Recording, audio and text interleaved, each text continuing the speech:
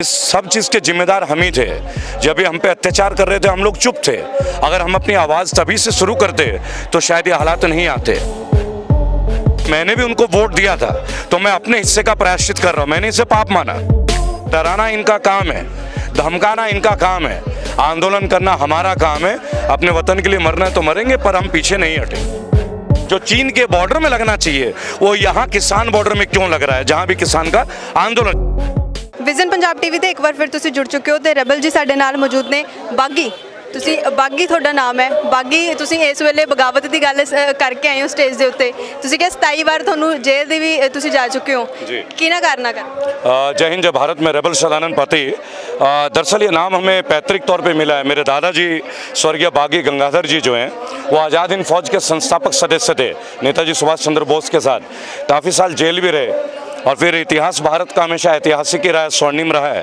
और मुझे लगता है कि 1947 के बाद शायद ये जज्बा दोबारा हमें आ जाना चाहिए, क्योंकि ये किसानों का बिल नहीं है, किसानों के हत्याओं का बिल है।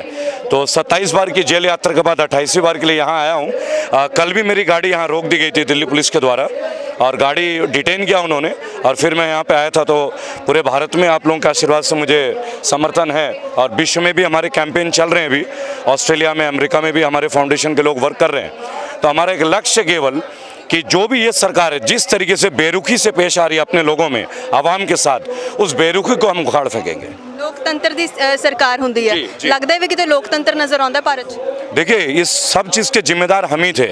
जब भी हम पे अत्याचार कर रहे थे हम लोग चुप थे। अगर हम अपनी आवाज़ तभी से शुरू करते तो शायद ये हालात नहीं आते। उनमें से एक मैं भी हूँ। तो मैं तो आपके माध्यम से तमाम लोगों से एक ही बात कहूँगा कि मैंने भी उनको वोट दिया था तो मैं अपने हिस्से का प्रायश्चित कर रहा हूँ। मैंने इसे पाप माना, मैं व्यक्तिगत तौर पे इसे पाप माना। मैंने अपना परिवार छोड़ा और पिछले 1.5 साल से मैं घर से दूरी हूँ और हर मंच पे यूँ आप मेरी गिरफ्तारियाँ ऑनलाइन देख सकते हैं किस तरीके से वो आते हैं और घर में उठा के ले जाते हैं। तो मैं केवल एक बात बोलूँगा, डराना इनका काम है, धमकाना इनका काम है, आंदोलन करना हमारा काम है। अपने वतन के लिए मरना है तो मरेंगे, पर हम पीछे नहीं हटेंगे। ਹਿੰਦੂ ਹੋ ਤੁਸੀਂ, ਪਰ ਤੁਸੀਂ ਕਹਿੰਦੇ ਹੋ ਵੀ ਮੈਂ ਹਿੰਦੁਸਤਾਨ ਨੂੰ ਨਹੀਂ ਮੰਨਦਾ, जी। ਮੈਂ ਭਾਰਤ ਨੂੰ ਮੰਨਦਾ। देखिए, हिंदुस्तान मेरे मुल्क का नाम ही नहीं है। हम कैसे किसी एक जाति और वर्ग को इसमें टिप्पणी मत कर दें। इसमें कुर्बानी सभी की है। आपको याद होगा मुगल काल में क्या होता था और किस तरह से खालसा पंथ आया हमारी रक्षा के लिए। ये सिख क्यों बने वो इतिहास मुझे किसी को बताने की ज़रूरत नहीं। और ये वही अक्षय कुमार हैं जो केसरी में उबलता हुआ तलवार दिखाते हैं, लेकिन आज वही अक्षय कुमार हैं जो कमरे के अंदर बंद है। तो आप सोचिए, अगर हम एक फिल्म को देख के हमारे अंदर रोंगटे खड़े हो जाएं तो 70-80 साल के मेरे बुजुर्ग, जो बच्चे, जो हमारे माताएं, वीरांगनाएं, जो बहनें हैं, वो निरंतर इतने दिनों से यहाँ के इन हालात में, तो ये ऑटोमेटिक है कि हमारे अंदर भी वीरता जागेगी जागेगी। तो ये उनके लिए समर्पित। अब इसके लिए जेल हो, सजा हो, पूर्ण समर्थन और पूर्ण समर्पण। ਇਹ ਜਿਹੜੀ ਸਰਕਾਰ ਇਸ ਵੇਲੇ ਬਣੀ ਹੋਈ ਹੈ ਇਹ ਹਮੇਸ਼ਾ ਇਹੋ ਜਿਹੇ ਅੰਦੋਲਨਾਂ ਨੂੰ ਫੇਲ ਕਰਨ ਲਈ ਜਾਣੀ ਜਾਂਦੀ ਹੈ। ਜੀ। ਲੱਗਦਾ ਹੈ ਵੀ ਇਸ ਵੇਲੇ ਜਿਸ ਤਰੀਕੇ ਦੇ ਹਾਲਾਤ ਬਣੇ ਹੋਏ ਨੇ, ਜਿਵੇਂ ਦਾ ਇੱਥੇ ਮਾਹੌਲ ਬਣਾਇਆ ਹੋਇਆ, ਜਿਸ ਤਰੀਕੇ ਨਾਲ ਬੈਰੀਗੇਟਿੰਗ ਕੀਤੀ ਹੋਈ ਹੈ, ਰਸਤੇ ਰੋਕੇ ਹੋਏ ਨੇ, ਉਸ ਤਰੀਕੇ ਨਾਲ ਡਰਾਉਣ ਦੇ ਵਿੱਚ ਕਾਮਯਾਬ ਹੋ ਪਾਏਗੀ। आपने मेरा मन का एक सवाल पूछा कि कील लगा देना, तारे लगा देना, बैरिकेडिंग करना। देखिए, हमारे बच्चे पूछते हैं कि भगत सिंह फिल्मों में देखते हैं हम लोग, वास्तविकता में तो हम देख नहीं पाए थे। लेकिन आज हमारी जो यूथ जनरेशन है, जो हमारे बच्चे हैं, जो टीनेजर्स हैं, वो लिटरली देख सकते हैं कि बैरिकेडिंग क्या होता है, कोबरा वायर्स क्या होता है। जो चीन के बॉर्डर में लगना चाहिए वो यहाँ किसान बॉर्डर में क्यों लग रहा है, जहाँ भी किसान का आंदोलन, चाहे वो सिंगू हो, चाहे वो चिल्ला बॉर्डर हो रहा था, या चाहे गाजीपुर बॉर्डर या टिकरी बॉर्डर, कहीं के भी बॉर्डर हो।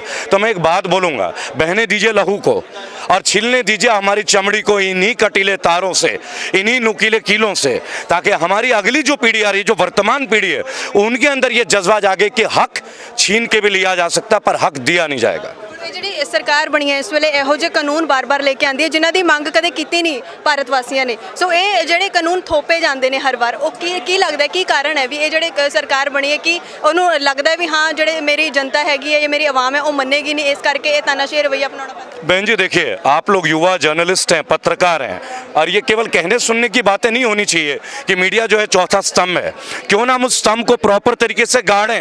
Let us be the pillars and foundation for the democratic country and the democratic nation, right? तो आइए हम एक बात करते हैं। इन्होंने अपने मैनिफेस्टो में जो भी चीज़ें लिखी, चिकित्सा और शिक्षा कहाँ है? आज भी कोरोना काल में इनको हमसे वसूलना है इन्हें हमसे टैक्स चाहिए, इन्हें फास्टैग भी कोरोना काल में चाहिए था। अब इन्होंने ताज़ा ताज़ा नंबर प्लेट भी घुसा दिया 1000-2000 रुपए का। कोरोना काल में लोगों की नौकरी चली गई, हमारे मजदूर सड़कों में मरे, लेकिन प्रधानमंत्री जी का ट्वीट नहीं है। इस किसान आंदोलन में 200 से ज़्यादा लोगों ने अपनी शहादत दे दी है, उनके लिए एक ट्वीट नहीं है सचिन तेंदुलकर का, अजय देवगन का, सुनील शेट्टी का, कंगना रनौत का। लेकिन रिहाना के ट्वीट पे रिहाना ने कुछ गलत थोड़ी कहा है, उन्होंने यही तो कहा है कि विश्व देख रहा है, तो देखेंगे नहीं क्या? देखिए, मैं आपकी वीडियो से एक रिक्वेस्ट करूंगा, आपके तमाम व्यूअर्स से विनम्र निवेदन करूंगा कि आप लगातार सैटेलाइट चैनल को बॉयकॉट करें और आप लोग यूट्यूब और फेसबुक का इस्तेमाल करें। ग्राउंड जीरो की जो रिपोर्टिंग है वो आपके जैसे विजन पंजाब जैसा डिफरेंट जितने भी यूट्यूबर्स हैं एंड चैनल है वो रियलिटी को दिखा सकते हैं। गोदी मीडिया कैसे भागती है वो आप मेरे पेज पे देखिए, जब जी टीवी और इंडिया टीवी वाले आगे आगे भागते हैं और हम पीछे उनके दौड़ते हैं। ये चीज़ किवें बनी कि सरकार ने ਇਹ ਚੀਜ਼ ਕਿਵੇਂ ਬਣੀ ਵੀ ਰਿਹਾਨਾ ਨੂੰ ਵੀ ਸਰਕਾਰ ਨੇ ਖਾਲਿਸਤਾਨੀ ਬਣਾ ਦਿੱਤਾ। ਜਿਹੜੇ ਇਹਨਾਂ ਦੇ ਮੀਡੀਆ ਚੈਨਲ ਸੀ ਉੱਥੇ ਵੱਡੇ ਵੱਡਾ ਕਰਕੇ ਲਿਖਿਆ ਸੀ ਕਿ ਇਹ ਰਿਹਾਨਾ ਜਿਹੜੀ ਹੈ ਖਾਲਿਸਤਾਨੀ ਕਨੈਕਸ਼ਨ ਕਿਵੇਂ ਹੈ ਇਹਦਾ। देखिए, रिहाना जी एक गरीब परिवार बारबाडोस से निकली हुई हैं, अमीर खानदान की लड़की नहीं है। हमारी आपकी तरह वो भी साधारण गलियों से निकल के आज शिखर तक पहुंची हैं। उनके फॉलोअर्स कितने ये मुझे बताने की ज़रूरत नहीं। 7 बार ग्रैमी अवार्ड जीत चुकी हैं, इसके लिए हमें कोई स्पीच पढ़ने की ज़रूरत नहीं है।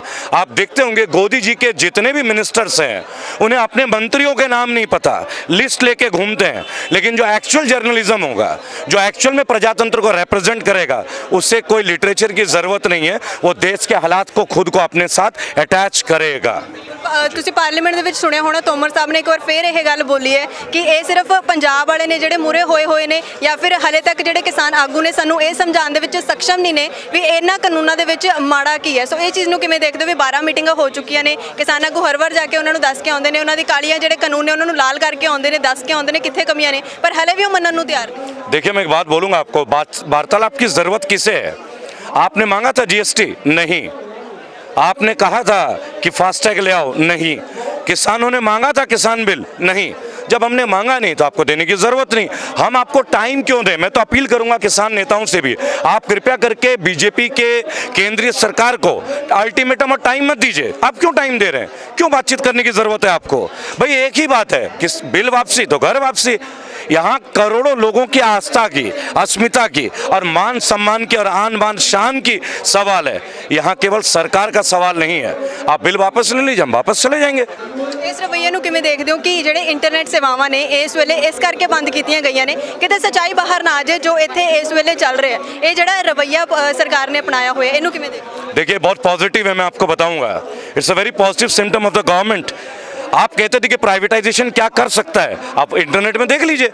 इंटरनेट प्राइवेट, क्योंकि बीएसएनएल को तो बंद हुए बरसा हो गया, उसके 70,000 टावर बेकार हो गए, उसको भी अब अडानी जी अंबानी जी कैप्चर कर लेंगे, गवर्नमेंट की चाल है। लेकिन आज प्राइवेट इंटरनेट है वो एक दिन में बंद कर देंगे। कल को अगर आपकी फसल खरीद ले और वो ये कहे कि मैं आज नहीं बेचूंगा आलू, नहीं बेचूंगा गोभी, तो आप कहाँ से खाएंगे आलू का पराठा और कहाँ से खाएंगे गोभी मटर की सब्जी? मेरे ख्याल से बुद्धिमान के लिए इशारा बहुत है। ਜੀ ਇੱਥੇ ਤੁਸੀਂ ਸੁਣਿਆ ਕਿ ਇਹ ਬਾਗੀ ਸਾਹਿਬ ਨੇ ਤੇ ਵਿਚਾਰ ਵੀ ਇਹਨਾਂ ਦੇ ਕਾਫੀ ਬਾਗੀ ਨਜ਼ਰ ਆ ਰਹੇ ਨੇ। ਸੋ ਕਿਸ ਤਰੀਕੇ ਦੇ ਨਾਲ ਸਰਕਾਰ ਦੀ ਹਰ ਇੱਕ ਚੀਜ਼ ਤੋਂ ਵਾਕਿਫ ਨੇ, ਆਪਣੀ ਵੀਡੀਓਜ਼ ਦੇ ਵਿੱਚ ਕਾਫੀ ਇਹ ਚੀਜ਼ਾਂ ਨੂੰ ਦੱਸਦੇ ਨੇ, ਆਪਣੇ ਜਿਹੜੇ ਤਰਕ ਨੇ ਉਹ ਸਾਬਿਤ ਕਰਨ ਦੀ ਕੋਸ਼ਿਸ਼ ਕਰਦੇ ਨੇ ਵੀ ਸਰਕਾਰ ਕੀ ਕਹਿੰਦੀ ਹੈ ਤੇ ਅਸਲੀਅਤ ਕੀ ਹੈ। ਸੋ ਪ੍ਰਾਈਵੇਟਾਈਜੇਸ਼ਨ ਦੀ ਗੱਲ ਵੀ ਇਹਨਾਂ ਨੇ ਕੀਤੀ, ਕਿਸ ਤਰੀਕੇ ਦੇ ਨਾਲ ਪ੍ਰਾਈਵੇਟਾਈਜੇਸ਼ਨ ਜਿਹੜੀ ਅੱਗੇ ਜਾ ਕੇ ਖੇਤੀ ਦੇ ਵਿੱਚ ਵੀ ਨੁਕਸਾਨ ਕਰਨ ਵਾਲੀ ਹੈ। ਉਹ ਸਾਰੀਆਂ ਗੱਲਾਂ ਵੀ ਤੁਸੀਂ ਸੁਣੀਆਂ। ਵਿਜ਼ਨ ਪੰਜਾਬ ਟੀਵੀ ਦੇ ਨਾਲ ਤੁਸੀਂ ਜੁੜੇ ਰਹਿਣਾ। ਕੈਮਰਾਮੈਨ ਮੁਕੇਸ਼ ਦੇ ਨਾਲ ਮੈਂ ਅਨੂ ਕੌੜਾ।